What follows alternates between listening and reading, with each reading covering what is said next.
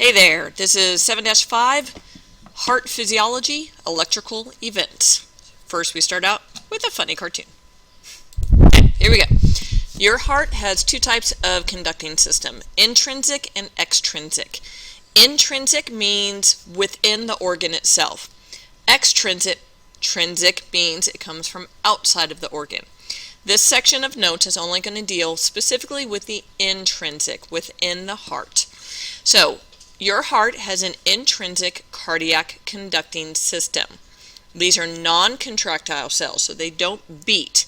But what they do is they have the ability to initiate, start, and distribute impulses throughout the heart. So they are what starts your heartbeat.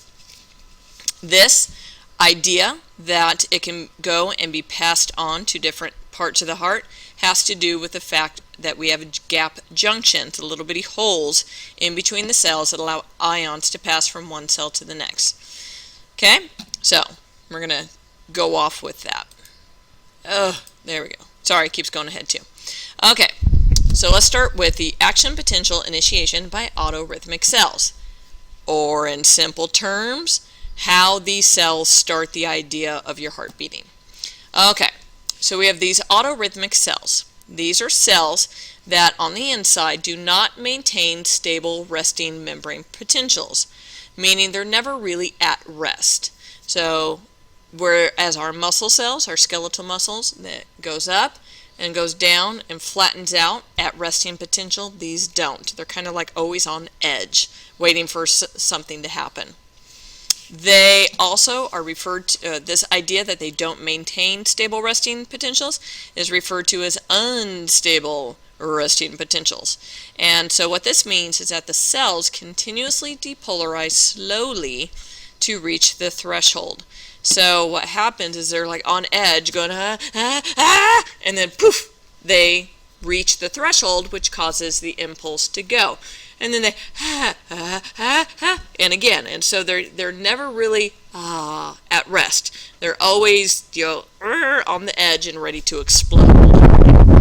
So that idea that these cells are constantly changing the conditions of the cell membrane, the potentials, we refer to them as pacemaker potentials, otherwise known as prepotentials. And this is when spontaneously changing membrane potentials that initiate the action potential that spread through the heart. What? Okay, so let's break it down. Spontaneously changing membrane potentials. So the fact that they can go at any time, they start the action potential. Remember we called that the wave when we were talking about skeletal muscles contracting, that a nerve started one cell doing the wave, and then that made the next one go, and so on and so on. So these pacemaker potentials are the wave starters. So they spontaneously do the wave, and that tells the next one to go, and so on, until it spreads throughout the heart. You also have something in your heart called fast calcium channels, referring to the calcium ion. These are calcium channels that open very quickly and wide open to allow huge amounts of calcium to flow into the cell, which changes their membrane potential. Okay, so it's these characteristics right here, which is what helps to make them autorhythmic and to increase the action potential. Okay, so how do I get my heart to beat? There are autorhythmic cells found in 5 locations around your heart. The first one is the Sinoatrial node, otherwise known as the SA node. We have the Atrioventricular, which is the AV node. The Atrioventricular bundle, which is not, a node is like a button. The bundle is more like a long drawn out area. We have the right and left bundle branches, and we have something called the Purkinje fibers, or the ventricular wall branches. So the impulse that goes through your heart will go in this same order. So we're going to take these each one at a time. Okay, 1. The sinoatrial node is found right here on the right atrial wall. It generates an impulse about 75 times per minute. This is the beginning of your heartbeat. So this is called the pacemaker of the heart. This is what sets your normal heartbeat, which is also referred to as sinus rhythm, because it's made by the sinoatrial node. So this is where the heartbeat starts, and it sends out a signal outwards, going out here, out here, out here. This is what an ECG looks like for a normal sinus rhythm. And we'll get into what all the little spikes and things mean next time. Okay, next thing. It's going to, that signal, as it passes from the SA node, it's going to jump on over to this guy, the AV node, the Atrioventricular. And it's called that because it's partly near the atrium and also near the ventricle. So it is found in the inferior portion below of the interatrial septum. So here's the interatrial septum, and so this is the lower portion of it. And it's right above the tricuspid valve, so right in this area. The AV node delays the impulse by about 0.1 second, about 100 milliseconds. That allows the atria to finish their contraction before the ventricles contract. If the atria doesn't finish, that means it doesn't fully pump enough blood into the ventricles, which means the ventricle therefore does not pump enough blood. And reduced blood flow can cause all sorts of different problems. So we have the SA node, and then it sends its signal about 0.1 seconds later to the AV node. Okay, next we have the atrioventricular bundle, and that's this little chunk right here. It's like a little branch that pops off of the AV node and goes down before it's split. So it's also referred to as the bundle of His. Don't know why. This is found in the superior part of the interventricular septum, which is this right here. The atria are not connected by gap junctions to the ventricles, so the ventricles need their own electrical system, and that's from the AV node down. So the SA node takes care of the atria, but the atria don't talk to the ventricles, so the ventricles need their own pacer to get the message through. Okay, gosh dang it. Then we have 4, the right and left bundle branches. So the bundle of His separates into these 2 areas. Those are called the bundle branches. They split from the AV bundle and travel through the interventricular septum, so through the wall, to the apex where they do a little U-turn. Both sides, they do a little U-turn. And then after that, we have the Purkinje fibers. These are the ones that now at the end of the apex, they start going up. They go up towards the end of the ventricles. So they go from the apex to the outside ventricular walls.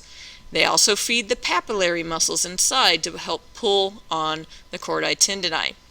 The total time it takes to get from the SA node to the very end of the Purkinje fibers is about 0.22 seconds or 220 milliseconds.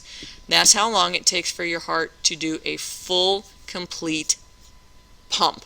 That's 1. And on an EKG, it looks like this. And so each of these little bumps represent what's going on with all these different sections. And we'll talk about that again later, like I'd said. Okay, what happens if there's something wrong with the electrical system? Well, you can have arrhythmias. So A, without rhythm.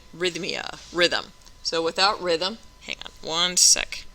Okay, random child just ran through my room. Okay, anyway, so arrhythmia means without rhythm, and so this is when your heart doesn't go the-thump, the-thump, the-thump, but it's the-thump, thump, thump, thump, the-thump, the-thump, the-thump, thump, thump.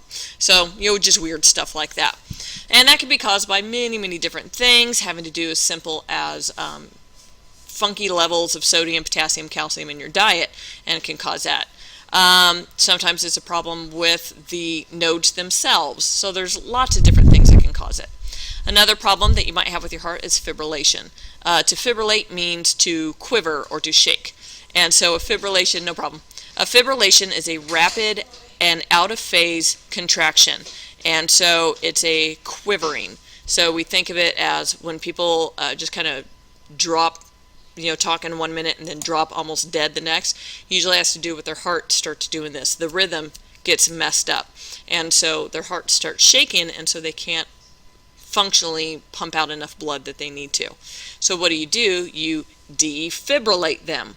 Okay, so an AFD, automatic I forgot what the F stand for, defibrillator. And so what that means is that you shock the heart to get them all to go back at the same time. And so they're all, getting messages from this guy and this guy, and they're like, I don't know what to do. I'm just going to sit here and quiver and shake. And so the defibrillator basically smacks them upside the head and says, hey, everybody, follow me. Ready? Go. And then they all start going in rhythm again. Now, people who have conditions where their body can't do this, well, they would probably fall over and die a lot. And so, instead, what you do, instead of shocking them every single time they pass out, well, let's just shock them a little bit for every heartbeat.